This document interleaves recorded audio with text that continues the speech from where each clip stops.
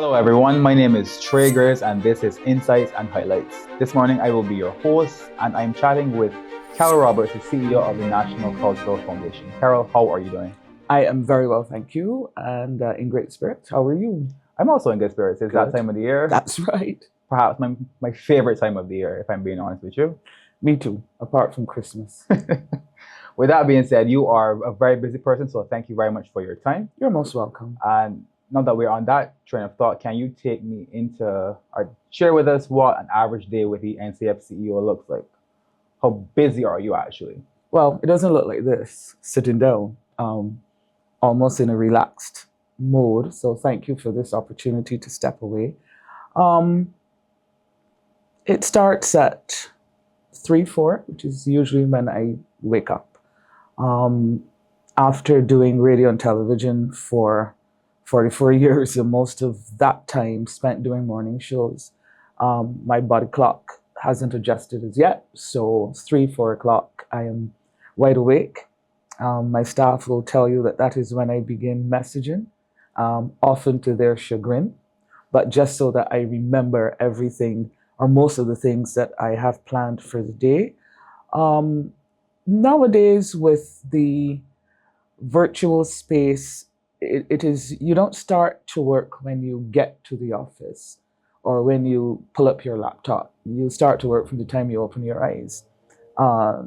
As long as your devices are synced, well, then I can see not just phone calls and WhatsApp messages, but emails, documents, everything on my device. I do make time for a few things every morning.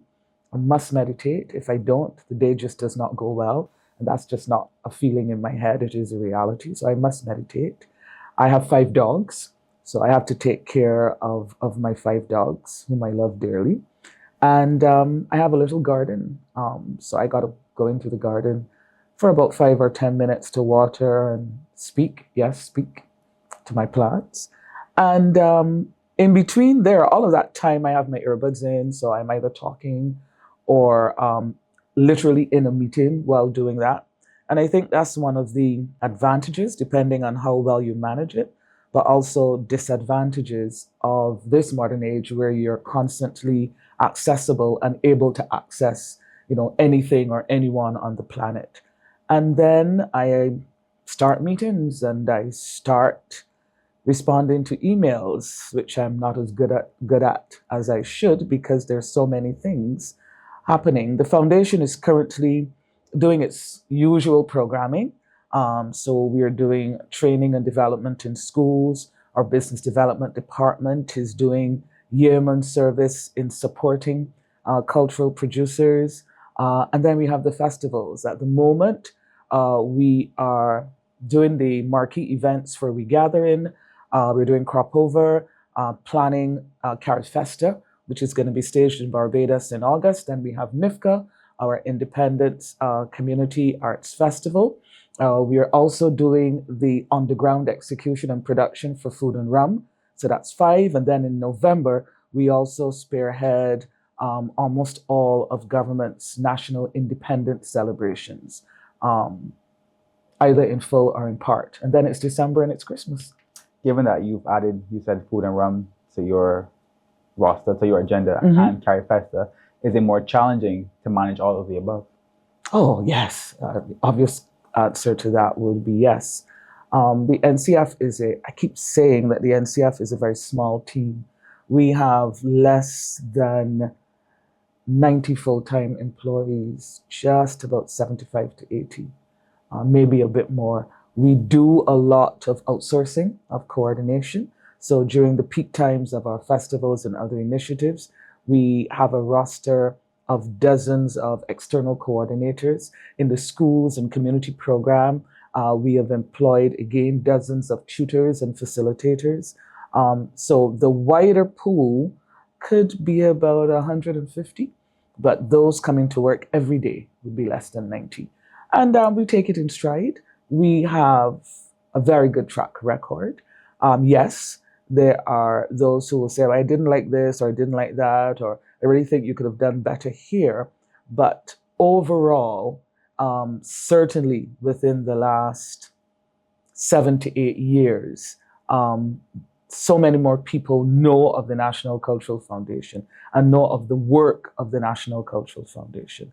And it's very easy to just pin the festivals on us. So what does the NCF do? Oh, the NCF does crop over and NIFCA, and now the NCF doing food and rum. We do so much more than that. And just to give you a snapshot, we are into fashion. So we have a fashion cluster program that's about to bring out a collection. We do training in schools and communities, whether it is in the landship or drama or music or dance. We have done a bit in film, and we're about to do more in film and gaming. We have our business development department, so we dispense millions in funds every year to cultural producers across all of the disciplines. And again, someone will say, oh, but I never got any money from the foundation. But you are one. We actually support hundreds of cultural practitioners and producers in any one financial year. So there is always a lot going on. And then, of course, we are part of Prime Minister's Office Culture and the Division of Culture. So there's consultation, there's collaboration with regional and international agencies. There are special projects. It never ends, but it's good work. And by good work, it's not that I'm patting myself or the foundation on the back, but I'm saying it's important work. It's equally as important as healthcare and education and protective services and technology. If, as a people, we don't know who we are not exposed to or involved in conversations about ourselves, even those uncomfortable conversations that every human being has to have with his or herself if you want to grow and be that better person. All of those things are part of culture and our culture. And they're all equally as important as anything else that we do in our daily endeavor, in any country, not just Barbados. And if I could zero in on the Crop Over Festival, given that we're almost in the because you must. Here we go. Yep. I think this is a good question. The Junior Calypso Monarch, that has been, I would say, one of the shining stars of the festival. It has contributed to so many different artists, and you can actually see the tangible results. Yes. How proud of you of that program, of that competition? It is not so much, Trey, my pride. I think it's the foundation's pride in the progress of Junior Monarch over the past decades. And again, something that I always say, when you take up a position as the leader of an institution, yes, you bring your own ideas and your own vision, and there are things that you want to do. But you cannot do or achieve any of that without accepting and acknowledging that someone who came before you laid the foundation. So all of the success of the National Cultural Foundation today and to date is because of the hundreds of members of staff that have passed through the foundation, including, of course, the current crop, but also the successive leadership at the level of management, the CEO and the management team, and at the level of the board. And the foundation has been fortunate to always have had that team from the top down whose commitment and dedication to the work and the remit of the foundation was genuine and ran deep. Programs like the Junior Calypso Monarch program, and of course, when you say Junior Calypso Monarch, you've got to say Scotiabank, that has been with this program from inception. We are immensely proud. We can look around the country and see people, some of them who no longer sing Calypso, but who would have passed through our hands. And of course, you have got the alumni, as I would call it, people like Grateful Cole and so many others who have passed through the Junior Calypso Monarch program. And you didn't ask about it, but I would want to tack on the School's Masquerade project. So two of the major pillars of Crop Over will be the Calypso competition and the Masquerade competitions. And our developmental work in these two forms and good work cannot be denied. So you've got the Junior Calypso Monarch program, sponsored by Scotiabank, and then you have got the School's Masquerade program, where for several years, probably over 20 years by now, we have been going into the schools and working with them, both primary and secondary, and a few community groups, I might add, and teaching them the art of masquerade and assigning established designers to each school or community group, and therefore producing a junior Kadooment band. This year, that number has increased. Last year, it was 13. We're up to 15, either 15 or 16 junior school and community bands. That, too, I would say, is one of the highlights of the Crop Over Festival. I know we were going to get to the fun part now. Yeah, you got to ask the hard questions, or you know me, Trey. Never afraid of them. Good. So bring it on. So since taking over as CEO, there have been a number of changes to the festival. And I will list some of them, including the removal of the soca monarch, the one song with the calypso, pick of the crop competition, and obviously the route changes. The route changes over the past 3 years. Right. Not everyone will agree with these decisions, but how do you stand firm, or how does the NCF stand firm, knowing that you guys have made a decision perhaps through consultation, but this is a decision that you guys deem best for the festival? Not perhaps through consultation, always through consultation. And the response to the question reminds me of that old adage, damned if you and damned if you don't. Not everyone will always agree with decisions that you've made, but I do ask everyone to understand that the decisions are not made like that. The decisions are not made by me saying, you know what, let me tinker with this, you know. And sometimes there are not decisions for you to make, there are instructions. And if you're given an instruction, then you follow it.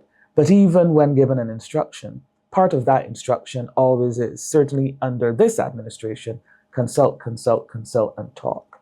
And I challenge you, or anyone, to sit around the table with those entities involved in some of the decisions that have been made, certainly during my tenure, and you will realize that there are more threads running through it than what you may first observe or think about from the outside. So let's talk about one song in the pick of the crop competition. When I returned to the foundation in 2018, one at a time when financial resources were limited, and they're still quite limited, I had to carefully examine the viability of a semi-final component. That was one thing.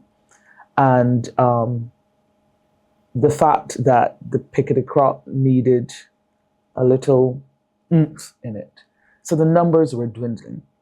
And I'm speaking about things that are facts, and facts that can be supported by evidence. So it's not about looking across, Kensington Oval and saying, oh, there got enough people in here. It's about looking to see what the numbers were in terms of attendance vis-a-vis what the cost is. Now, let me say from the outset, the pick of the crop competition is one of those components of Crop Over that is going nowhere. The foundation and all of our partners, all of our superiors are committed to the pick of the crop competition because it gives the country a chance to look in upon itself in various ways, including comedic ones. And it also gives us a chance to explore and, in some cases, even parody some topics and issues of the day. Absolutely vital to any thriving and mature culture, ain't going anywhere. But at the end of the day, the foundation has to manage its resources. And if you go back and you look, and I can show you after this, at how the competition played out when you go from preliminaries to semifinals to finals, you notice an interesting trend. At the end of the preliminaries, you have, at the end of the scores, first, second, third, fourth, all the way down to 18th or whatever. So you've got Calypso A, Calypso B, Calypsonian C, Calypsonian D. You go from the preliminaries into the semifinals. And at the end of the semifinal judging, as I said, I can show you, I can guarantee you you're going to have the same result.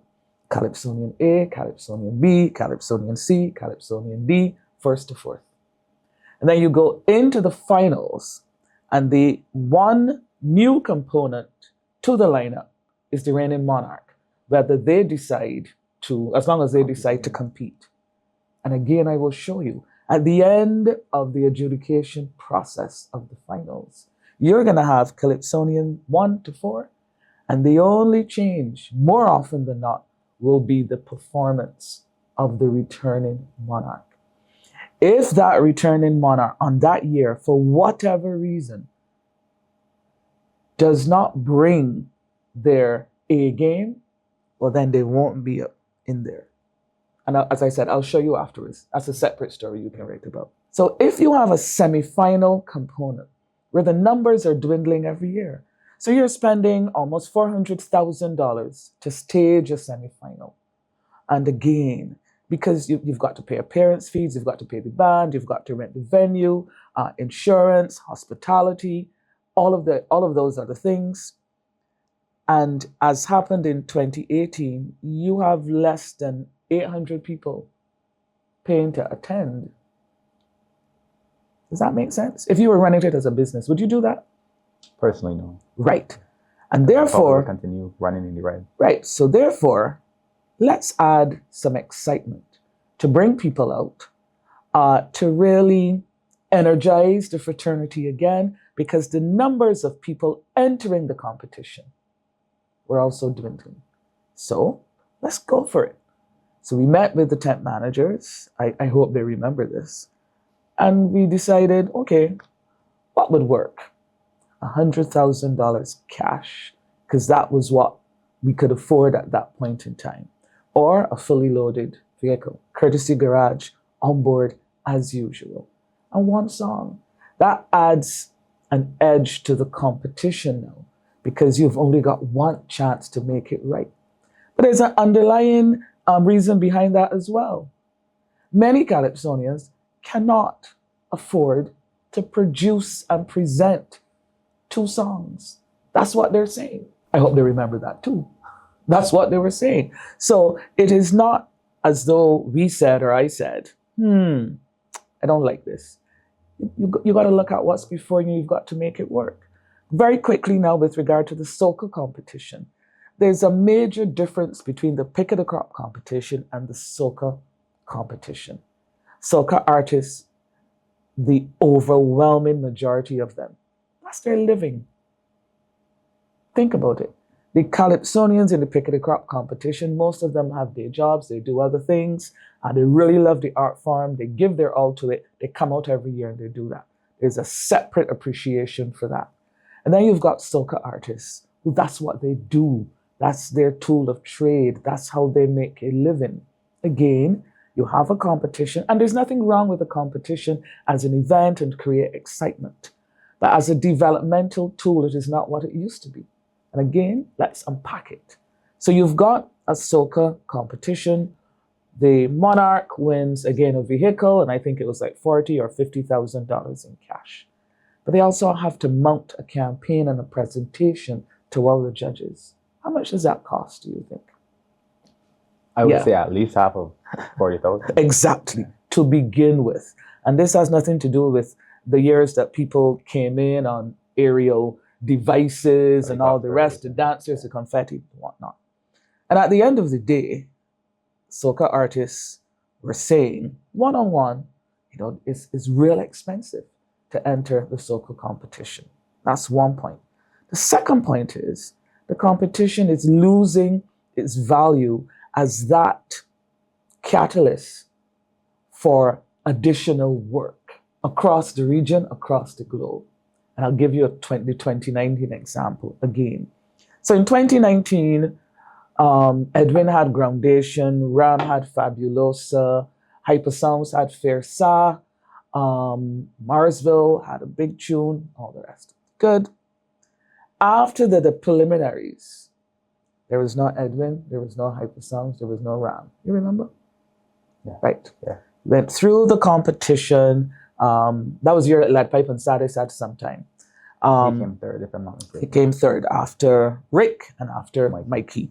Great event, even though it was hampered at first by rain. People came out. First time we'd used botanical gardens for that, a major event. Wonderful event. Hypersounds was not available to perform because he had gone off to Antigua Carnival. Remember, he didn't get off the table, the preliminary judging. He'd gone off to Antigua. Someone like King Bubba, who travels a lot, wasn't even in the competition. Edwin performed, but had to leave the evening after because he had to go off to a gig. You see where I'm going? See where I'm going? Yeah. Good. And then go back now and do the research and ask yourself, well, how many gigs do the artists that enter the competition get? And remember, that's how they earn a living. So again, if you have limited funds, and believe you me, we have limited funds, and this is how these people ply their trade, earn a living. Do you want to put that money in a competition, or do you want to use it to help them develop their craft? Use it to help them fund themselves going to various carnivals around the world where they are seen and where promoters see them, and therefore they get more gigs. People still are holding on though to the Soca Monarch competition, and given that you have been spending to help in the artist development and sending them overseas, and perhaps with the workshops that you do host, can you justify or say that you've actually been seeing tangible rewards with redirecting the investment? Ask the artists. I would say yes. Ask the artists. Ask the artists how many songs they've been able to produce and get out there and get on all of the platforms. Ask young and emerging artists with whom we have produced projects and albums like the Pink Pen project last year. Ask the artists about their ability to travel as far as Japan for Japan Carnival, Carnival in Alaska, Carnival in Portugal, and of course the ones closer to home. Ask the artists about the EPKs, their digital packages that we've assisted with. Ask the artists. Well, none of them are here right now, so I can't ask. No, but you understand what I mean. Yes. I don't mean ask them now, Right. Trey. But I mean, no, I am saying that in a roundabout way, Yeah. that I do feel that there are tangible benefits to it. And we do it all the time. And we do it all the time without every time jumping in the paper and saying that.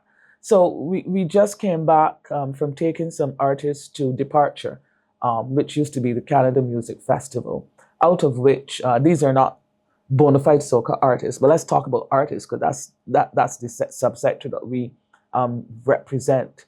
And out of that, artists got production work, a few got record deals, a few got gigs, and that is what you do. So there will never be a program where 100 artists are selected. And that's why we are very deliberate and very strategic. Every time we go out, you get a gain, you get success. And it's not success for the foundation, it's success for the sector. We did a songwriting boot camp last year, and out of that, one of the artists, and I could say this because he's very prolific on social media and he talked about it, Simon Pipe. One of his songs was selected and a few months ago was #1 on the Irish streaming charts. Again, take that off as a success and you keep going and you keep going one by one. Yeah, for the risk of beating a dead horse, so come on, it's not coming back this year for sure. No, it's not coming back this year for sure, but there's nothing to say that it will not come back.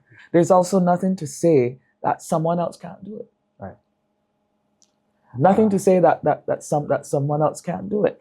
But we got to take off the blinkers and look around the region and the world.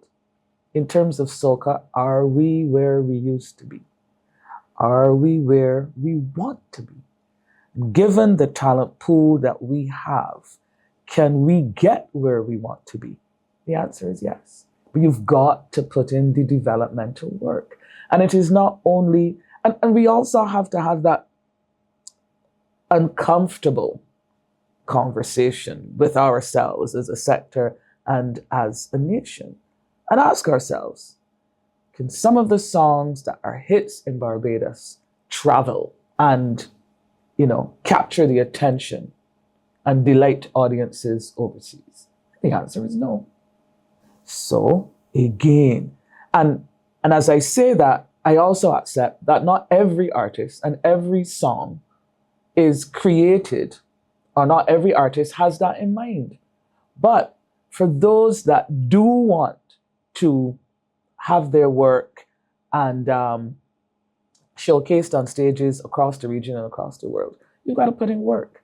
So you can have the best song in the world. How you perform it, how you look when you perform it, how you pitch it to agents and promoters and whatnot, all of that matters. The platforms that you are on, whether it is TuneCore, iTunes, or whatever, right down to the number of followers that you have on your social media pages. All of these things matter. Are you prepared to put in the work? Some people believe that the festival has lost its essence. Some may wrongfully or rightfully. What do you mean by essence? So some people think that it's just like beads, bikinis, feathers, the fessin elements, and not as much, I guess, the cultural elements. For whatever reason, they think that. And again, some of the blame is put at the foot of the NCF, at your feet. How do you respond to that? In a lot of ways, you know me, I always seem to brace myself for licks, but what's wrong with feathers and beads and fetting? What's wrong with feathers and beads and fetting? The foundation, the artists, the band leaders do not operate in a vacuum away from society. And I'm saying that to say that if there was no uptake for these things, they would die a natural death. You're not going to keep producing something and pushing something that nobody is consuming or taking or wants. So you really cannot, therefore, blame any one entity or any one sector or subsector for what the society is clearly telling you that it finds attractive. You can manage it, you can regulate it, you can try to make it work, you can even legitimize it, but you really can't stop it. And as the world opens up, and with that device that you're holding, you can see what's happening in the world, then the control of the regulators in a society is even less rigid and more non-existent, because I can't control what you see, what you hear, unless I'm one of those countries, and Barbados is not, thank God. I can't control what you see, what you hear, what you consume in terms of content. And therefore, your appetite for certain things will develop naturally. But remember, I said that does not excuse the extremes. So there is the feather and beads. And then we come down to, you said essence, which is what I will interpret to mean like that cultural authenticity. Right. And again, I challenge anyone, come look at the facts. So relative to crop over, we have the Junior Calypso Monarch. We have the Schools Masquerade Project. We are currently training hundreds of stilt walkers. We're going to use them first at crop over, those that are ready, and then we will use the remainder at Carifesta. We have the opening gala, which is a potpourri of all of our most attractive intangible cultural heritage aspects. So you have the costume folk characters, you have steel pan. As I say steel pan, then we go to pandemonium. And then someone will say, yeah, but steel pan is Trinidadian. Go back, check the history. There was actually quite a bit of Barbadian involvement in the development of the steel pan. You're looking to put yourself in more trouble? Well, par for the course by now. But on a serious note, I also say that it is never my intention to be provocative, to create trouble. But I meant when you train this, right? Because you know how if you're yeah, well, hey, if we're flying fish too, if you're comfortable in your skin and your intentions are good, be yourself. And that's my philosophy. So there are lots of cultural components that are still very much a part of the festival. There's a visual arts exhibition. There's art and craft, not just at Bridgeton Market. But again, we want to hold on to things or advance agendas without all of the facts. Now you have got, and you're a party person. If I could tell out your business, you go to the crop over fest. So those thousands and thousands of people that are going to the crop over fest, private fests, not NCF events, so they're wrong. Are you asking me? Yeah, no, I'm saying it hypothetically. Are they wrong to want to have a fete and have a good time? All of the people during the festival that are going to the shop lines and going to the cruises and whatnot. So what are we really saying to them? And then step back. Take away the fetting, take away the bacchanal, everything. Let's look at it as an economic exercise. Look at it. Hired cars. You're not going to find any hired car available probably once July starts. I checked with my colleagues in the hotel and hospitality industry. Rooms looking kind of healthy. And that probably will increase. I certainly hope it does. Hair and beauty products. Tana, what do you think they increased during this point in time? Do you know any female that wears the same thing every time they go out? So clothing and apparel. If you're booking makeup services for Grand Kaduma, they better book them quickly because they're telling me their too are going fast. Gas stations, because you're going out more often. If you're driving, you obviously will be using more fuel. Service providers who provide disposable containers, cups, and whatnot. What are we telling them? What are we telling them? So the foundation gets less than 6 million every year to produce the festival. How much does that 6 million give in return on investment? So that 6 million is used to create the vibe and whatnot. And that is the nucleus around which all of the private promoters and whatnot pivot. So what is the return on investment? And that is one of the things that we are very clinically, scientifically, and strategically gathering the information to make a case and publish those results this year. So ask yourself, what is the return on investment? That's one thing.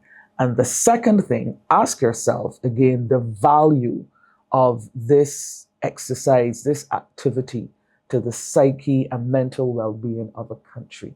You need these moments. That is not saying that I or the foundation condone some of the extreme behavior. Of course we don't. But we are also saying these things are necessary. And whether it is, again, going to view an art exhibition or playing mass on the road, as we do, you and I,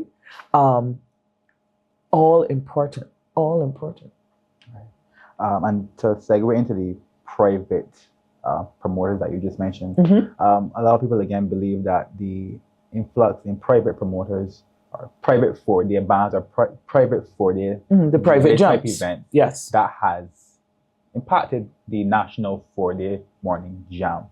I don't know necessarily that it's the NCF's fault, but where do you stand on that? Right, and I'm seeing people pointing to the fact that in St. Lucia now, you can't have a competing event on the day of, I think it's their carnival or their juve. So if I'm not mistaken, they have 4 weeks, two weeks are specifically for their national events, and I believe the last 2 weeks, that's when the private promoters do their thing. Right. So, and forgive me if I'm responding to your questions with more questions, but my response is wrapped up in there. This is Barbados, right? Where everybody is an expert on everything, right? Mm-hmm. Who is going to, okay, ain't gonna be me at the NCF, who is going to go out in public and say, as of now, like a decree in one of those Disney movies, as of now, there will be no private events on the week that the NCF is having crop over events? Who doing it? Who is going to do it? What do you think will be the response? So it is a healthy conversation. Let us talk about it. Let us discuss it. Let us unpack it. Let us have this national conversation. But also let us be honest with ourselves. Who is going to do it? How do we know that the people that we're calling foreigners are not supported by local producers and promoters? How do we know? So you talk about private gem that has been around for years, and you say, oh, it is fronted by a Trini or a Jamaican. How do we know there aren't Bajans involved? Tell me. And is that the only reason or the only impact on 4-day morning?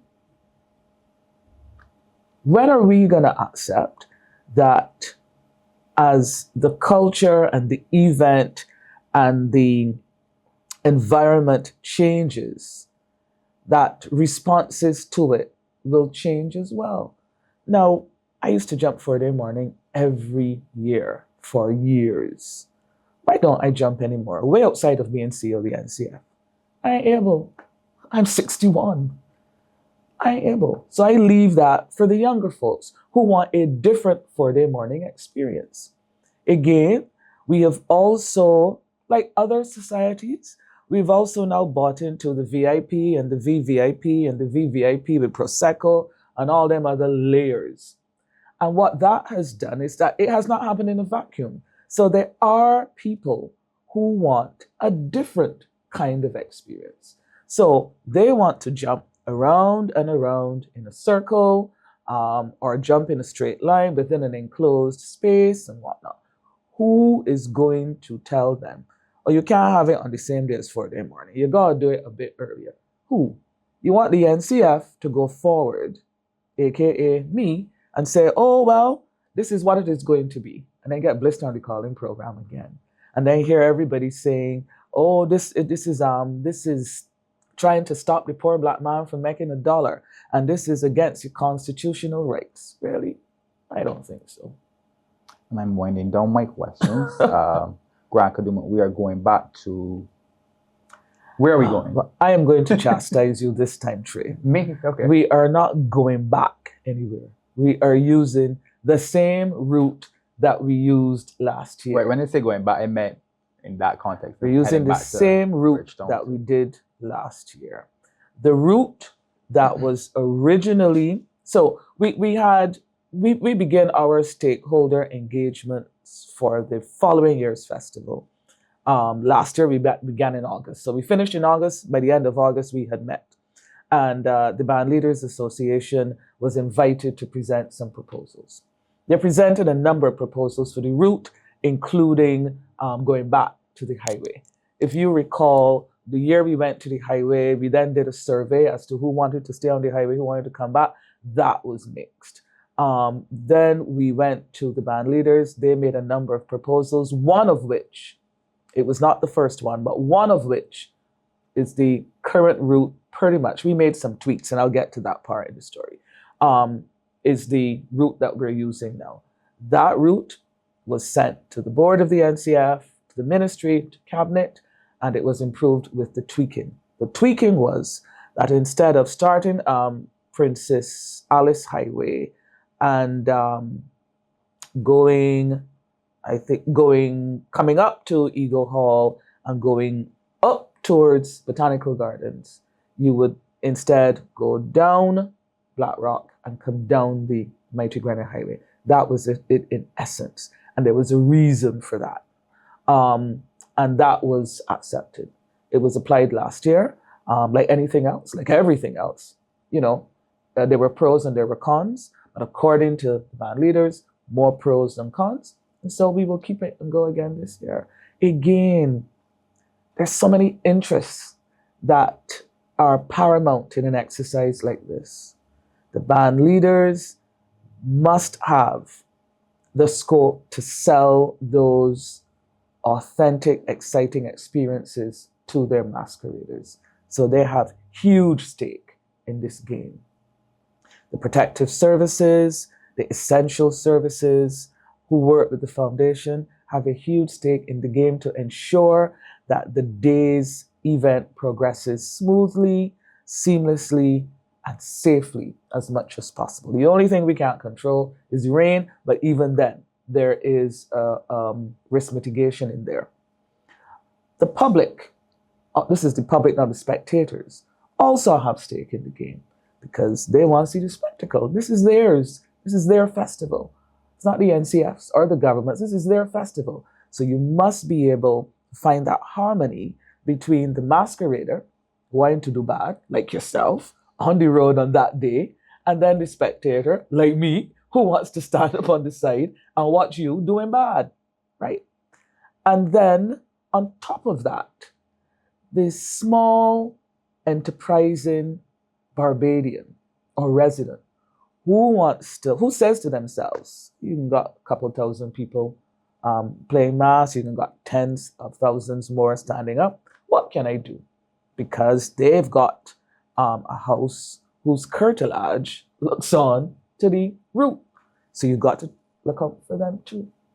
Everything, ideally, must work hand in hand to create a great event. Anytime you drop the ball on one, it impacts on the entire event. And that's why you constantly have to be reviewing it, meeting, looking at things, driving the route, walking the route. There is no, and look at the realities. Don't look at the talk, especially if you're sitting down at home and watching it on TV. If you've never jumped, you've never come out to watch it, or you have not been in a while, things have changed. Outside is so much hotter than it was even 5 years ago. So that's more water stations. But the route hasn't changed, so we're putting these water stations. Sometimes you gotta put them on people's private property, so you gotta go and negotiate with them. It is a constantly revolving and evolving exercise that we are fully committed to. I would dare to speak on behalf of the band leaders. They too are fully committed to. And it is not, yes, they look at it as a business, but a huge part of their returning commitment to it is for the love of it. That being said, I must also say that there comes a time when, once again, you've got to come back and look at your numbers. So if you're bringing a band every year, you must at some point stop and ask yourself if it's viable. Should you continue? Should you rejig? Should you change your costume designer? You know, it never stops in one place. And so to stand from where you are and look on and say, oh, don't like this change, don't like that change. It doesn't work like that. It does not work like that. And very, not briefly, but you mentioned the security element in there. Where are we at in terms of dealing with security matters, given that we are, given what's been happening in the country? I leave security matters to the people whose responsibility it is to deal with security.